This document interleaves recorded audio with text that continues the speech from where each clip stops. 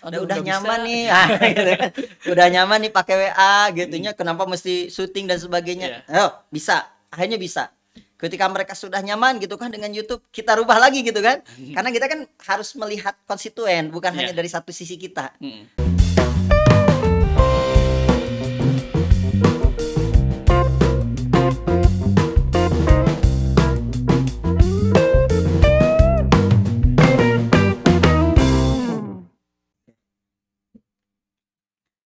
Ya, Assalamualaikum warahmatullahi wabarakatuh. Hamdan wa syukurillah, amma ba'du. Kembali lagi di acara Talkshow bersama unit-unit Yayasan Al Muhajirin. Ya, alhamdulillah hari ini kita kedatangan tamu yang sangat spesial, yaitu Kepala Sekolah dari SD Plus Al Muhajirin. Assalamualaikum Pak Nang. Nah, Waalaikumsalam warahmatullahi wabarakatuh. Kang Latif sehat? Alhamdulillah. Saya juga mau bertanya nih, sehat Pak Nang? Alhamdulillah. Masa pandemi ya. Iya, iya. Alhamdulillah.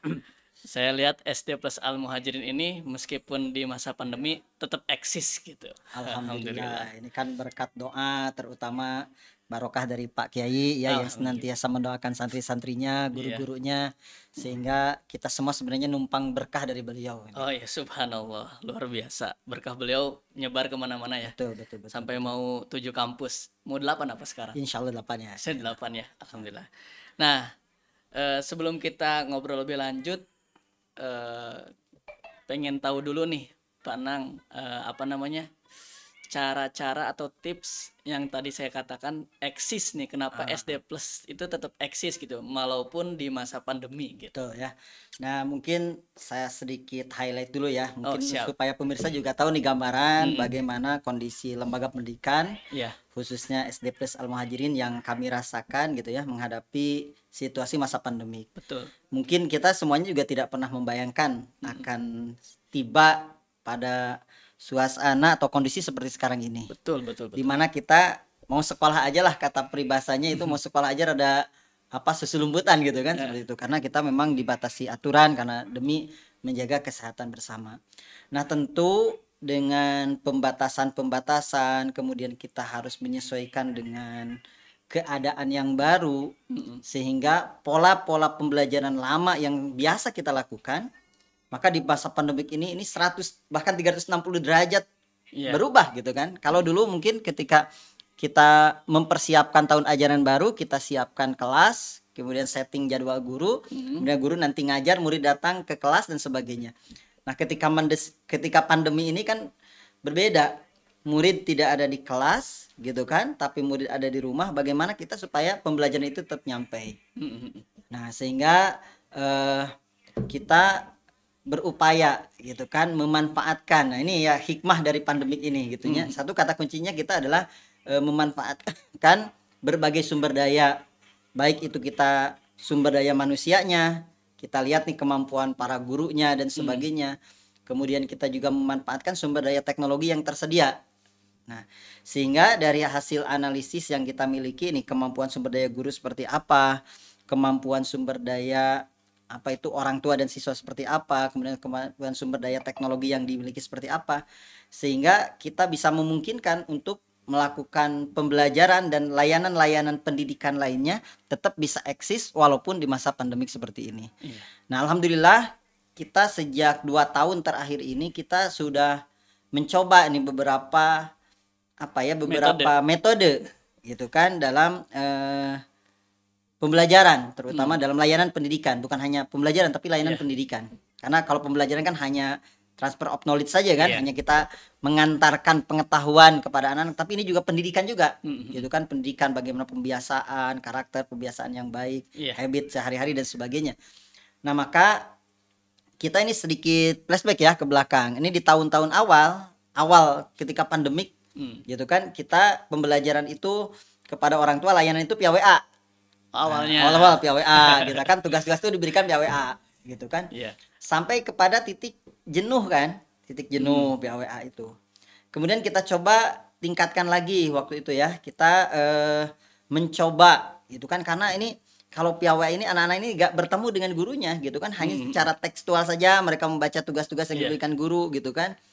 Nah, akhirnya kita membuat gebrakan waktu itu di awal paruh kedua lah, kalau kita bagi sebutnya paruh kedua, kita mencoba guru-guru itu supaya anak-anak itu kerinduan anak-anak dan orang tua gitu kan, terutama anak-anak dengan gurunya. Maka kita membuat program waktu itu rekaman syuting pembelajaran dan kita Oh, sharekan via YouTube waktu itu. virtual berarti. Virtual via YouTube. Itu hampir setiap hari kita guru-guru rekaman. Rekaman mengajar.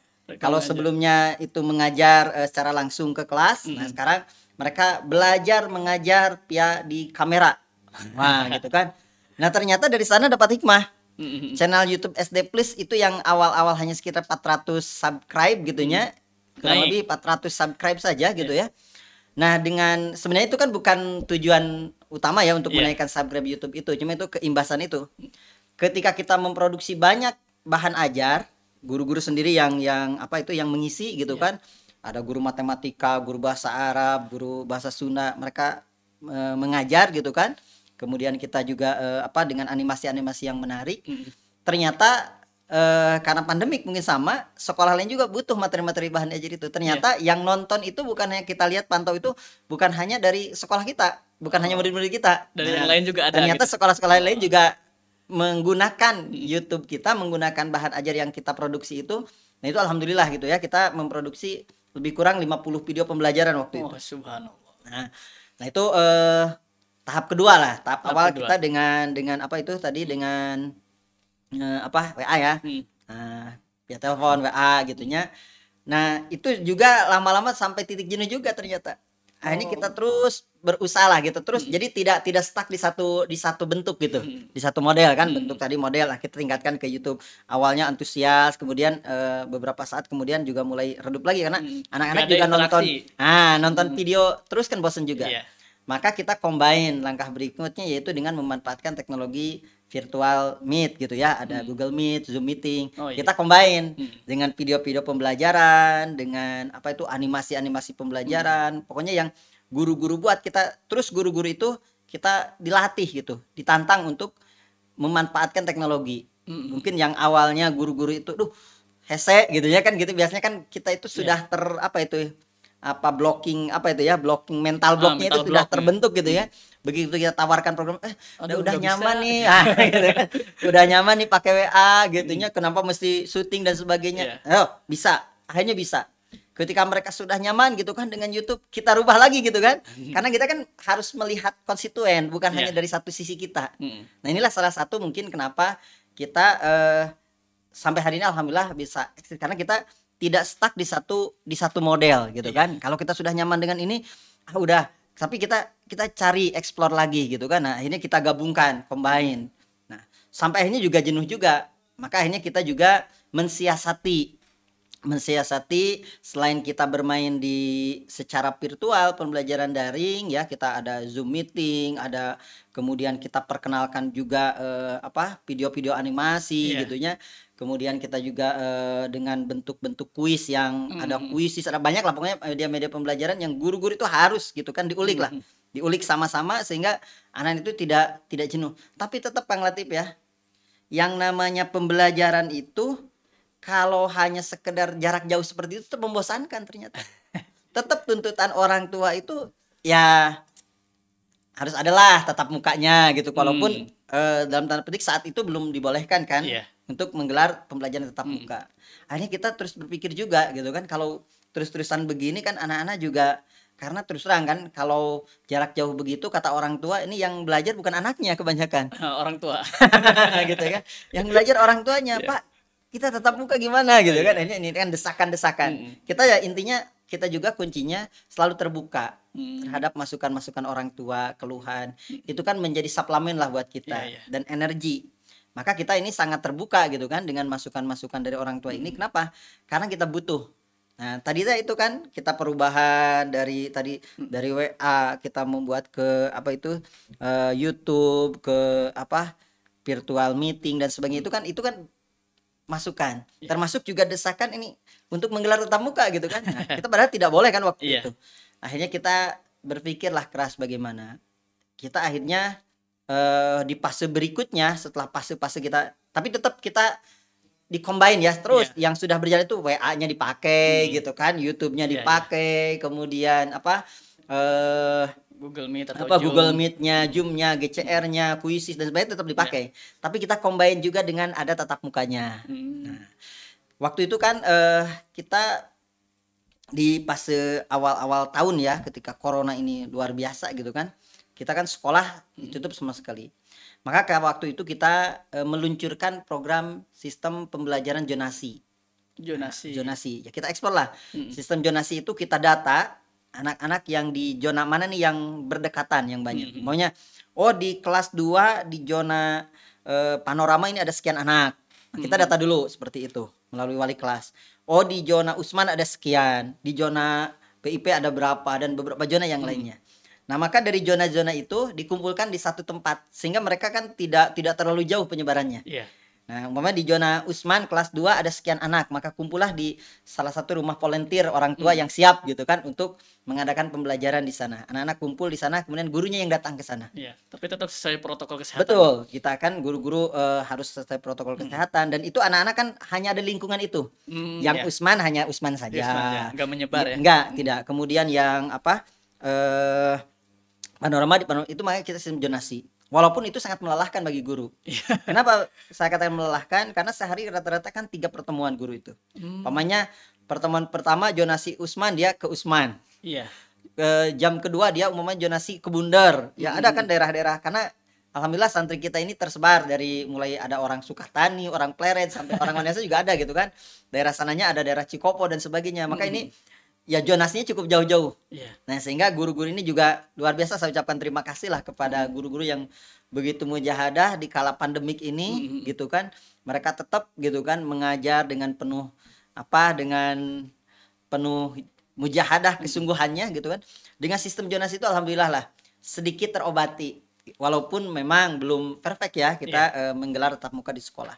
Tapi kan keadaan. Tapi kita tidak bisa pasrah, ini kita tidak pasrah pada keadaan, tapi kita berusaha gitu kan untuk ya membuat terobosan-terobosan, termasuk tadi kita membuat sistem zonasi waktu itu. Iya. Nah, zonasi itu alhamdulillah kita berlangsung hampir kurang lebih ya 1 bulan lah waktu itu.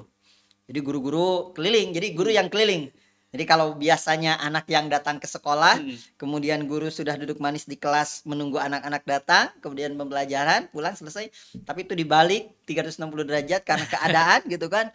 Jadi guru-guru, dan ini juga waktu itu kan COVID ini santer-santernya ya. Nah, begitu ada satu daerah yang yang zona merah yang gitu. zona merah waktu itu kan ada satu, udah langsung kita tutup, tidak boleh zona itu gitu kan. Nah, kita juga kadang was-was waktu itu. Nah, ini ada beberapa contoh gitu ya, pernah kejadian ini. Sampai gurunya setelah itu kita harus isoman dulu ya, 2 minggu tidak boleh masuk sekolah karena habis ngajar di zona tersebut ternyata besoknya ada WA gitu kan dari pengurus tempat bahwa di zona itu ada yang kena. Waduh, kita juga sampai gimana gitu ya, deg-degan. Akhirnya kita guru yang ngajar di zona itu siapa aja. Nah, ada beberapa guru yang udah kita jangan masuk dulu lah. Nah, jangan masuk istirahat dulu sampai apakah ada gejala atau tidak. Tapi alhamdulillah ala kulli hal sampai sejauh ini guru-guru kita ya tidak ada yang terkena gitunya, dan mudah-mudahan mungkin selamanya lah tidak ada. Nah, itu ini beberapa langkah yang kita lakukan sehingga alhamdulillah mungkin dengan langkah-langkah ini, dan alhamdulillah sampai hari ini pun kita tetap berjalan pembelajaran, kita tetap mengkombinasikan semua itu. Baik itu sisi teknologi dengan pembelajaran daringnya ya, online gitunya, dengan berbagai platform yang tersedia kita optimalkan. Tapi kita juga dibarengi dengan pembelajaran tatap muka yang terus berjalan sampai hari ini. Walaupun mungkin tadi ada yang di kelas, ada yang juga kita ke rumah-rumah, tetap kita jalankan sampai hari ini. Menarik Pak. Yang membuat saya menarik itu bagaimana Pak Nang ini memanage guru-guru. Kan tadi dari langkah-langkahnya WA, kemudian melek digital, ada Zoom, kemudian melek juga YouTube, kayak gitu. Nah, untuk memanage guru-guru agar siap menghadapi pendidikan yang terus dinamis, yang berlanjut, apalagi sekarang kan nggak ketebak harus bagi gimana. Nah, itu tips manajernya gimana gitu Pak, biar guru-gurunya terlihat, apalagi mujahadah ke Bundar, ke Cikopo, kayak gitu. Ya, saya penasaran di situ tuh Pak. Biasanya kan guru itu dituntut untuk tadi melek teknologi ya, dipaksa. Tapi sisi lain dia harus mujahadah berkadilah cik bahasana gitunya gitu. Nah, ini sebenarnya tantangan tersendiri. Apalagi saya ini kan di SD Plus ini kan termasuk pendatang baru ya, Iya. baru kurang lebih 1 tahun terakhir gitu ya, Iya, kemarin ini tahun kedua.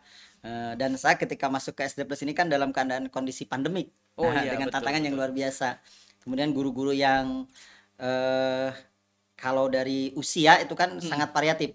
Nah, alhamdulillah guru SD Plus Muhajir ini kan kurang lebih 73 nih. Sekarang 73 tujuh puluh guru, tiga ya. guru ya. Dengan variasi usia itu dari yang termuda yang baru lulusan kuliah kemarin Mhm. sampai yang tertua yang usianya di atas saya gitu kan. Nah, itu kan tantangan tersendiri. Nah, tadi kembali kepada bagaimana mengedukasi, mengajak guru-guru. Memang itu tantangan tersendiri. Berbeda mungkin kalau saya juga pernah mengalami di sekolah yang guru-gurunya mungkin pres pres apa itu Fresh grade. graduate ya, itu kan masih baru-baru, masih Mhm. muda, itu diajak teknologi saya kira tidak terlalu ini gitu ya. Ya, Ini lebih kan mudah lah gitu. generasi-generasi ini kan beda, ada penolakan lah tersendiri. Hmm. Tapi kita dengan kesabaran lah, intinya kan kesabaran. Saya bahkan sampai melakukan begini, Kang Latif ya. Kita ngajarin Zoom, guru-guru itu tidak tidak formal di kelas seminar gitu bareng-bareng gitu ya. Mhm. Mungkin untuk awalnya bareng-bareng dulu. Iya. Nah, di pertemuan mingguan guru-guru itu semua diajarkan, dikenalkan. Tapi setelah itu kita follow up-nya, guru-guru itu kita kumpulkan per level. Mana kelas 1 ada berapa orang guru nih? Oh. Mana kelas 1 ada 6 orang. Ayo kumpul di ruangan gitu nya, di ruangan ini, di ruangan kepala sekolah gitu nya. Saya ajarin itu per level. Oh, Bapak yang ngajarin Saya itu? langsung ngajarin. Gitu ya, Zoom itu ini dari mulai start Zoom begini, Iya. kemudian ini. Karena nah, di sana terbuka. Maksud terbuka itu ketika yang tidak ngerti kan langsung. Berbeda kan kita dengan langsung seminar Ketika begini. semuanya Nah, banyak gitu. kan. Mhm. Karena kan ketika begitu kita tidak tahu mana yang ngerti, mana yang tidak Iya, gitu iya. kan. Nah, alhamdulillah dengan pendekatan seperti itu yang saya lakukan ya waktu itu. Jadi per level kita Iya. ambilnya. Ini per level guru kelas 1 berapa orang, guru kelas 2. Jadi tiap hari itu Mhm. semacam privat lah. Mhm. Nah, jadi guru dipanggil gitu, "Ayo kita belajar Zoom hari ini," gitunya. Itu ngajarin Zoom aja gak selesai sehari kan gitu.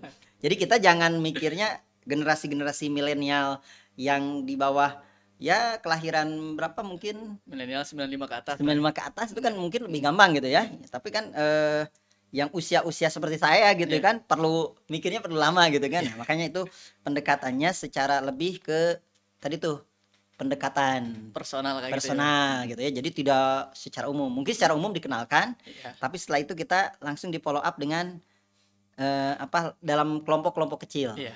Nah, kelompok-kelompok kecil. Nah, kemudian juga langkah berikutnya kita di kelompok-kelompok itu kita buat kelompok itu variatif berbaur Mhm. antara guru-guru yang muda dengan guru-guru yang sudah senior. Kenapa? Kan ketika kita menjelaskan secara umum, kita kan buat kelompok-kelompok, kita menyebutnya ini KKG ya, KKG. Ada kita bagi 8 kelompok nih guru ini. Iya. Satu guru level tuh dari kelas 1, 2, 3, 4, 5, 6 gitu. Mhm.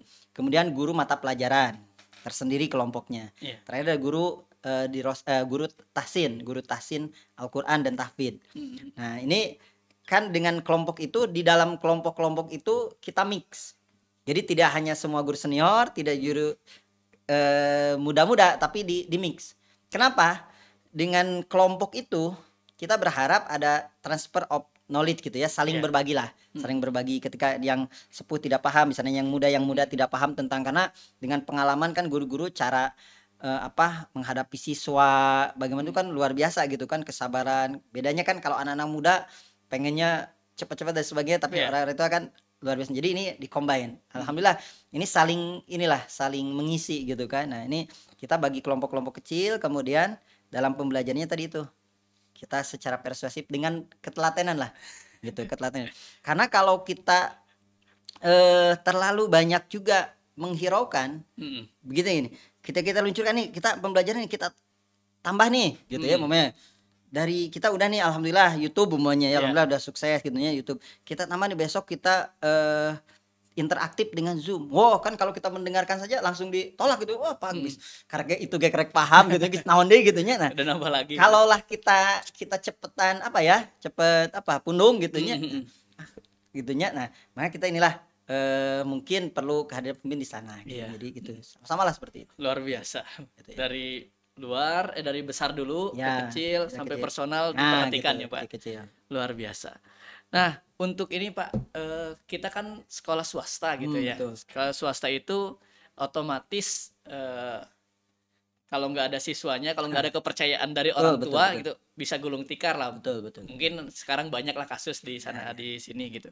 Nah, untuk mendapatkan kepercayaan orang tua ini langkah-langkahnya gimana nih Pak? Perasaan masih banyak aja gitu di SD plus 1 Al-Muhajirin ini. Ya, tadi alhamdulillah ya sebenarnya kan, kepercayaan SD Plus ini kan bukan instan ya, Iya. bukan Mhm, hal sesaat saat ini kan. mhm, Ini jelaslah, tadi saya katakan di awal bahwa ini kan tidak terlepas dari barokahnya Pak Kiai kan, mhm, kemudian mujahadah beliau, kemudian apa, asar-asar yang baik mhm, sehingga sampai hari ini alhamdulillah ya skup SD Plus Muhajirin tetap mendapatkan kepercayaan dari mhm, masyarakat gitu ya.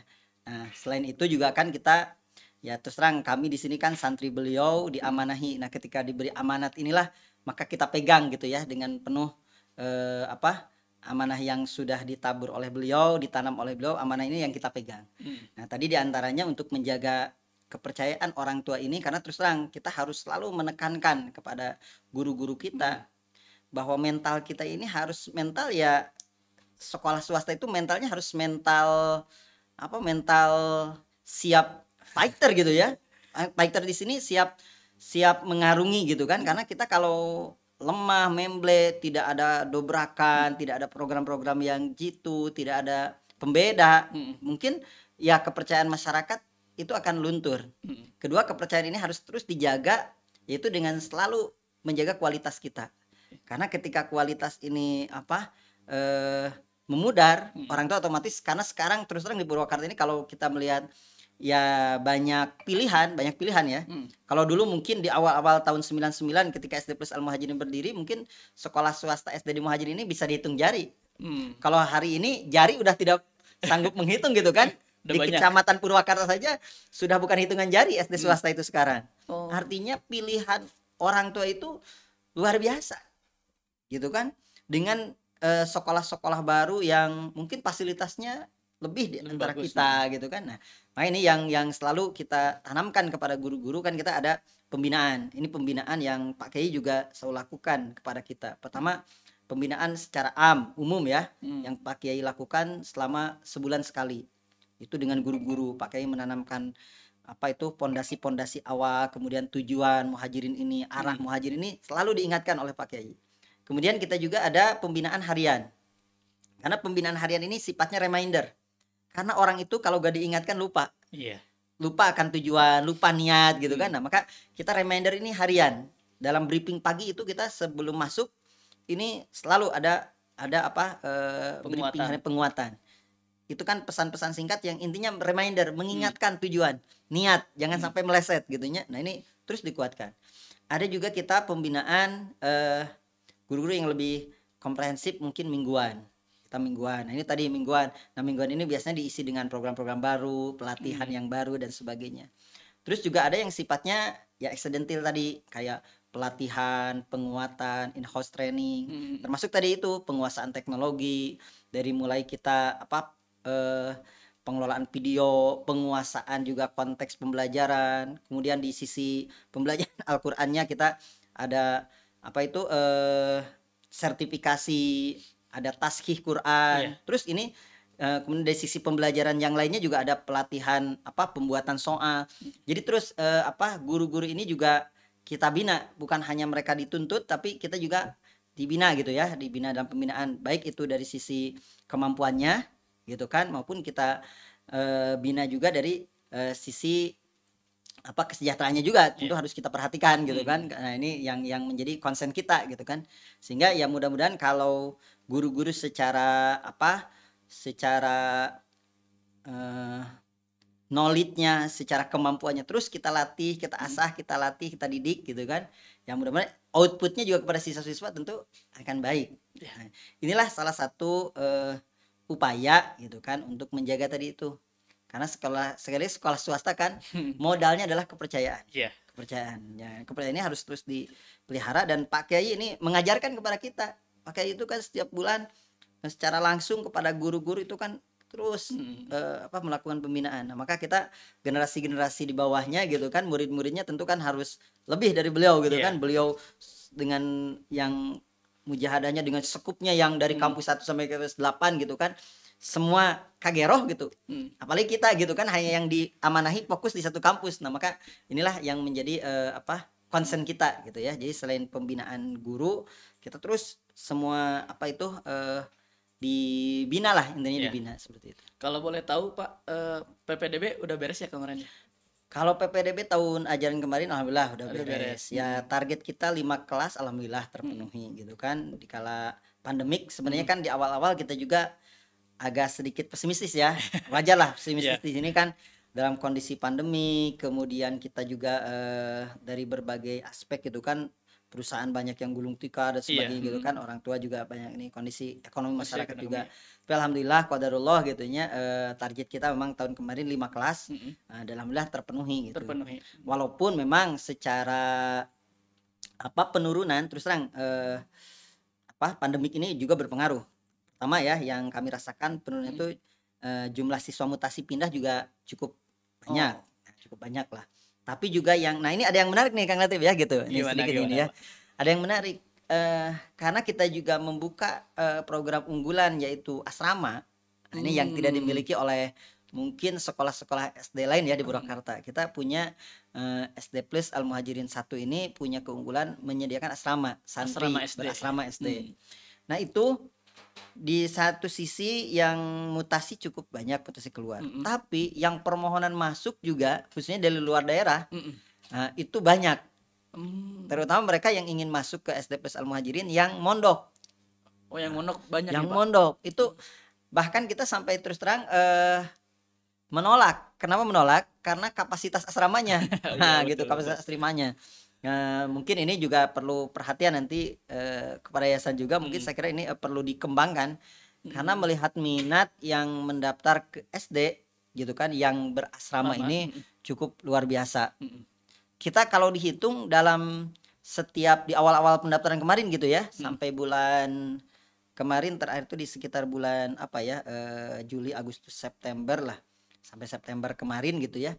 Itu setiap hari itu terutama di weekend itu ada terus itu di weekend itu ya Sabtu Ahad itu ada terus yang dari luar daerah ingin masuk gitu. Nah, cuma kita memang dari awal September kemarin udah ditutup untuk SD ini, untuk SD yang mondok ini. Yang mondok. Karena kapasitas asramanya sudah tidak mencukupi gitu. Nah, ini saya kira fenomena ketika ditanya kenapa? Karena ya itu tadi di luar kita pembelajaran itu kan online katanya tidak ketemu guru gitu ya ingin di pondok lah. Kalau di pondok kan lebih intens dan anak tidak terlalu banyak main, tidak terlalu banyak kontaminasi gitu ya, tidak kontaminasi game dan sebagainya gitu ya. Ini saya kira fenomena yang luar biasa gitu, kesempatan lah gitu ya, Pak. Ya minat ke pesantren yang tingkat SD itu sekarang cukup tinggi juga seperti itu. Mudah-mudahan kedepannya ada khusus asrama SD gitu. Betul, ini perlu jadi perhatian khusus gitu ya, asramanya, mungkin pengurusnya dan sebagainya juga lebih baik lagi lah. Dengan kapasitas mungkin yang bisa ditingkatkan seperti itu. Siap. Ngobrol-ngobrol tentang SD Plus 1 nih Pak, fasilitas apa aja nih yang ada di SD Plus 1? Mungkin biar para penonton Al Muhajirin TV juga pada tahu. Nah, kita kan hari ini tentu ya di lembaga pendidikan ini tidak terlepas dari selain layanan tadi pendidikan dan sebagainya, tentu fasilitas penunjang juga harus mendukung gitu ya. Nah, saat ini pertama mungkin fasilitas kita standar lah, maksud standar yang sudah standar rata-rata di atas rata-rata malah ya gitu ya. Nah, pertama kita untuk ruangan insya Allah sudah ber-AC ya. Nah, ini untuk ruangan-ruangan SD Plus ini gitu ya. Kemudian kita juga untuk mendukung program pemerintah gitu kan, asesmen kompetensi minimal kita juga menyediakan lab komputer ya gitu, lab komputer yang sudah insya Allah untuk anak-anak juga berlatih komputer itu udah sangat cukup banget lah gitu. Sangat cukup lah gitu ya gitu, bahkan di atas rata-rata lah gitu ya seperti itu. Kemudian fasilitas-fasilitas yang lainnya mungkin ya kita ruang kelas yang nyaman gitunya, lokasi perkantoran gitunya yang nyaman gitu. Bahkan kita juga menyediakan sarana jemputan buat orang tua mungkin yang jauh. Nah, kita sediakan juga sarana jemputan yang mungkin nanti kalau sudah normal bisa tetap muka kan, ada beberapa orang tua yang sibuk, mungkin kita juga udah disediakan sarana jemputan yang memadai gitunya untuk anak-anaknya sehingga orang tua tetap bisa beraktivitas, anak-anak ke sekolah juga sudah ada yang jemput, yang Iya. nganterin lagi ke rumah gitu, seperti itu. Wah, luar biasa. Kalau untuk ininya Pak, sebelum terakhir nih, di masa pandemi kan untuk prestasi agak sulit nih. Betul. Ada nggak prestasi-prestasi tersendiri gitu dari anak-anak SD plus 1 nih? Sebenarnya sih di masa pandemik alhamdulillah ya kita tidak mengurangi untuk prestasi. Mhm. Karena memang para penyelenggara juga menyesuaikan ternyata. Jadi kebanyakan kan lomba-lomba itu virtual. Iya. Nah, kita alhamdulillah masih bisa mempertahankan sebagai jawara di pentas PAI gitu ya contohnya. Walaupun pentas PAI saat ini diselenggarakan secara virtual juga. Nah, kita masih tetap sebagai jawara dan juara umum gitu ya, baik di Juara umum. level dari mulai gugus kemarin itu ya, kecamatan ya, Kecamatan. dari kecamatan, kabupaten, bahkan perwakilan kita mewakili ke tingkat provinsi ya. Wah, Nah, dan alhamdulillah. yang salah satu kita kan unggulan adalah cerdas cermat. Alhamdulillah tahun kemarin juga cerdas cermat masih menjadi jawara di Kabupaten Purwakarta. Artinya kan tidak berkurang. Kemudian sekarang kan banyak yang penyelenggara seperti vlog dan sebagainya Iya, ya, termasuk Dinas Pendidikan menyelenggarakan vlog waktu itu ya. Nah, kita juga alhamdulillah pada hari pendidikan ya, hari Dinas itu santri kita juara 2 tingkat kabupaten untuk vlog gitunya. Kemudian di bulan Ramadan gitu kan, seperti apa itu Purbasari ya, komunitas baca Purwakarta Iya. mengadakan lomba waktu itu Ramadan, lomba sholawat dan sebagainya. Alhamdulillah kita juga juara gitu ya. Artinya alhamdulillah secara prestasi mungkin event-event yang diadakan dan itu kan rata-rata virtual. Iya. Nah, itu alhamdulillah anak-anak kita tetap bisa bisa bersaing lah. Bisa bersaing, tetap bisa berdiri tegak gitu kan walaupun masa pandemik. Walaupun mungkin penyelenggaranya secara virtual. Dan sebenarnya nih ada hikmahnya juga secara virtual itu. Dari sisi budgeting itu lomba virtual itu kan lebih murah gitu ya. Berbeda dengan lomba yang harus kita datang langsung ke lokasinya kan gitu. Transport dan yang Transport dan lainnya. sebagainya gitu kan. Itulah salah satu Iya. mungkin sisi ininya. Tapi tetap kita alhamdulillah secara prestasi mungkin terus berjalan dan pembinaan prestasi tersebut terus kita lakukan. Kalau dari lulusannya Pak, nih lulusan SD plus 1. Nah ini cukup menarik ini lulusan ya. Kita kemarin mengadakan survei bukan survei lah, data lulusan Data gitu ya. lulusan ya. Data lulusan di masa pandemik ini alhamdulillah 100% memang melanjutkan dari lulusan SD plus Muhajirin ini. Tidak ada yang tidak melanjutkan. Nah, ini yang menariknya itu 50% itu justru melanjutkannya itu sekarang itu ke pondok pesantren. Ke pondok pesantren. Betul, ke pondok pesantren. Ini satu kebahagiaan buat kami. Iya. Sisanya yang 50% ada yang melanjutkan ke Madrasah Sanawiyah, ada yang ke SMP baik negeri maupun swasta. Tapi ini yang 50% itu antusias orang tua ini melanjutkan ke pesantren luar biasa. Subhanallah. Ini makanya kita juga satu kebahagiaan gitu Iya, kan. iya. Nah, bahkan saya tentu akan lebih bahagia kalau mereka melanjutkannya ke pesantren yang ada di Al Muhajirin gitu Iya. kan. Gitu. Seperti itu. Tapi memang kalau yang ke pesantren Muhajirin tidak terlalu banyak ya, tapi ada ke kampus 1, ke kampus 3. Tapi juga dari yang melanjutkan 50% yang ke sekolah umum itu 70-nya adalah melanjutkan ke SMP Full Day ternyata gitu ya. Oh, SMP Jadi Full dari 50 yang ke sekolah umum itu ya sekitar 60-70%-nya itu ke SMP Full Day. Tapi alhamdulillah tetap menjadi bagian keluarga Al Muhajirin. Iya, alhamdulillah. Karena sebagaimana program Pak Kiai itu kan satu pipa Satu itu pipa. ya. Kita juga terus kuatkan gitu kan walaupun mungkin gairah karena ke pesantren yang terdekat itu mungkin agak gimana gitu ya. Maksudnya dari sisi betah tidak betahnya gitu kan. Iya. Maka kalau pesantren mungkin pilihannya ke yang jauh. Tapi kalau ke sekolah umum itu orang tua alhamdulillah lebih memilih ke SMP Full Day. SMP Full Day. Itu satu angkatan lulus kemarin berapa jumlahnya itu, Pak? Jumlah lulusan kemarin itu 167 orang ya. 167. Alhamdulillah lah. Berarti sekitar 80 orang ke pesantren ya, 50%. Betul. Subhanallah. Itu mudah-mudahan lah jadi kader-kader umat lah Kader-kader walaupun mereka di masa pandemik lah. Itu orang sering menyebutnya lulusan masa pandemik ya seperti itu. Gitu. Ya, untuk yang terakhir nih Pak Nang, harapan kedepannya di dunia pendidikan, khususnya di pendidikan tingkat dasar mungkin ya, kayak gimana dari Pak Nang?